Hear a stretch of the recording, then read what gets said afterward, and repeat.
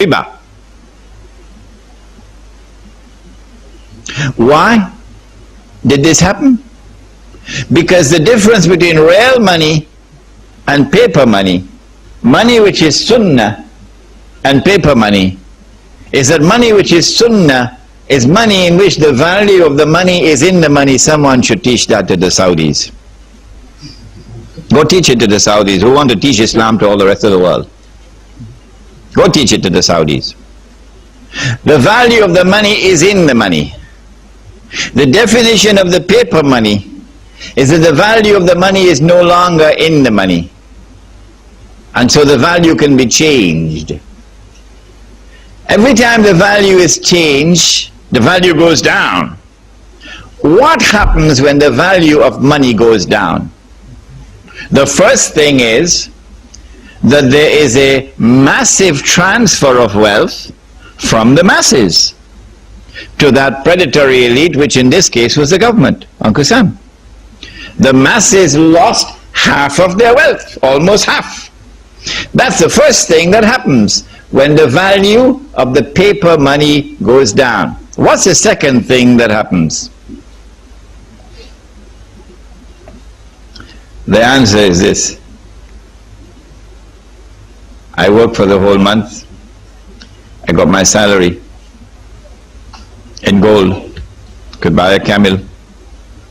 Took it home. Put it underneath the pillow. Took it out after 5 years. You could still buy the camel. 10 years, you could still buy the camel. But when I get my salary in paper now, you can buy a camel, take it home, put it underneath the pillow. A few years later, when I take it out, can't buy a camel anymore. Could only buy a jackass now.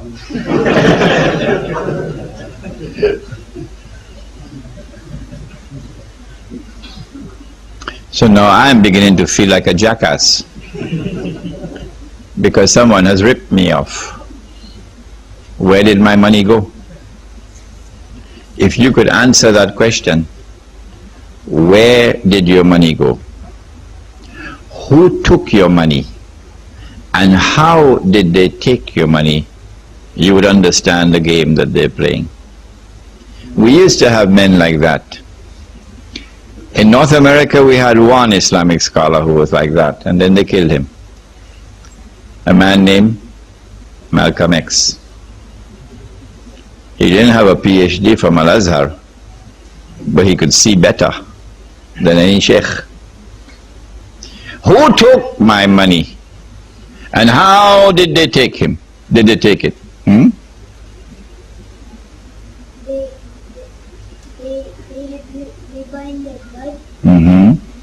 They had riba in their blood. They used the blanket when Shaitan was in their blanket. Alright, you come close by me here. MashaAllah, he's a brave boy, yeah? Sit down.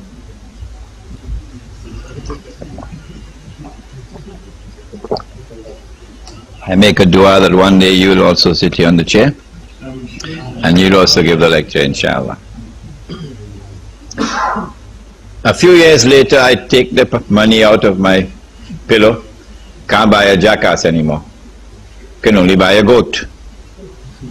A few years later, can't buy a goat anymore. Can only buy murgi. Dajaja. Chicken.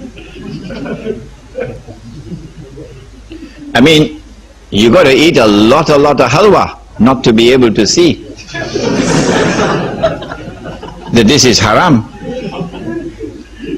But the distinguished muftis of Islam still have to declare that this paper money is haram. The rip-off has taken place. The thieves have looted everything. Our people are now in miserable poverty, destitution, imprisoned in that poverty. كَادَ الْفَقْرُ أَنْ يَكُونَ كُفْرًا. said the Prophet ﷺ, that this poverty and destitution can lead a people to kufr, and that is what is happening in many parts of the world. But the mufti still cannot see that this is haram. You will not get a fatwa from the mufti that this is haram, much less to get a fatwa from the mufti that this is riba. How is it taking place? They started with gold, paper being redeemable in gold.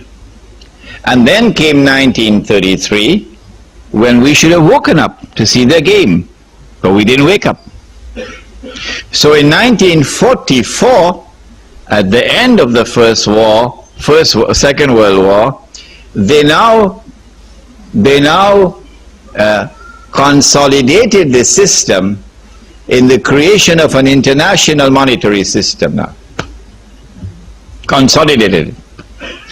The new international monetary system emerges out of the Bretton Woods Agreement in upstate New York. Every Darul Uloom should make it obligatory for the student to study the Bretton Woods Accord. You must study the Bretton Woods Accord to understand monetary economics today, so you can understand the subject of riba. Is it taught in the Darul Uloom? No, it's not. At Bretton Woods, what did they do? They said, no longer will paper be redeemable in gold. Only one paper will be chosen to be redeemable in gold. All the rest will not. The one paper which was chosen was the US dollar. So the US dollar will be redeemable in gold, but not sterling pound, and not Pakistani rupee, and not Indonesian rupiah, not Australian dollar. No, only one. So this is a major blow to the integrity of money. The second thing that they did was to declare that the only people who could come to Uncle Sam to redeem their paper for gold are governments. You and I can't do it. Only governments, only central banks. So now the entire system has lost 99% of its integrity. It has only 1% left of integrity, but those fellows are still eating halwa. 1% integrity left. That governments, central banks can go to Uncle Sam with their US dollars and demand the gold. Nobody did. From 1944 to 1971, nobody did.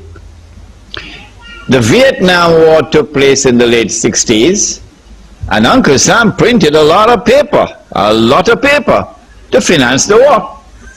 And Uncle Sam didn't have the gold to back that paper. At Bretton Woods, they had fixed the price of gold at $35 an ounce. Fixed.